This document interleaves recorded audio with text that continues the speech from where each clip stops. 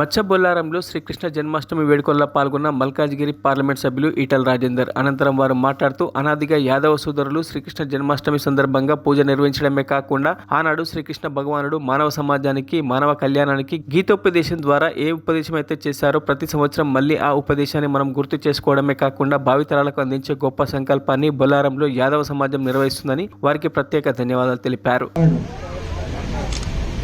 మానవ సమాజానికి మానవ కళ్యాణానికి గీతోపదేశం ద్వారా ఏ ఉపదేశాన్ని చేసిందో ప్రతి సంవత్సరం మళ్ళీ ఆ ఉపదేశాన్ని మననం చేసుకోవడమే కాకుండా మరోసారి గుర్తు చేసుకోవడమే కాకుండా భావి తరాలకు అందించే గొప్ప సంకల్పాన్ని బొల్లారం మా యాదవ సమాజం నిర్వహిస్తూ ఉంది. వాళ్ళకి ధన్యవాదాలు. మీకు తెలుసు, ప్రపంచంలో గొప్ప గొప్ప దేశాలని చెప్పబడే అమెరికా, యూరోప్ లాంటి దేశాల్లో కూడా మనలాంటి సాంప్రదాయాలు చరిత్ర ఎక్కడ లేదు. ప్రపంచ మానవ సమాజానికి గొప్ప ఇతిహాసాలు, రామాయణ ఇతిహాసం, మహాభారత ఇతిహాసాన్ని అందించిన దేశం భారతదేశం మాత్రమే.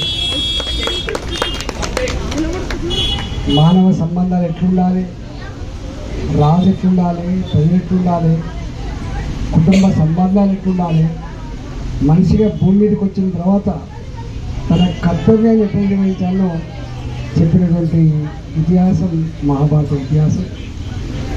అన్నిటికంటే ముఖ్యంగా వారు చెప్పిన గొప్ప మాట ఏంటంటే మనిషి అనేవాడు భూమి మీదకి వచ్చిన తర్వాత భూమి మీదకి వచ్చేటప్పుడు ఉత్తజంతువులు వస్తారు, పోయేటప్పుడు కూడా ఉత్తజంతువులు పోతారు. కానీ నడవంత్రాన నీ జీవితం అయితే ఉండదు. నీ ఇది కావాలి, అది కావాలి, ఇంత సంపాదించాలి, అంత సంపాదించాలి, ఇది సాధించాలి, అది సాధించాలన్నటువంటి ఆలోచన అయితే ఉంటుందో ఎంత ఉన్నా అంతిమంగా మళ్ళీ గదే బతుకు అని చెప్పింది శ్రీకృష్ణ భగవాన్. ఇంతకుముందు మా వార్డు మెంబర్ని చెప్పి పరిచయం చేసి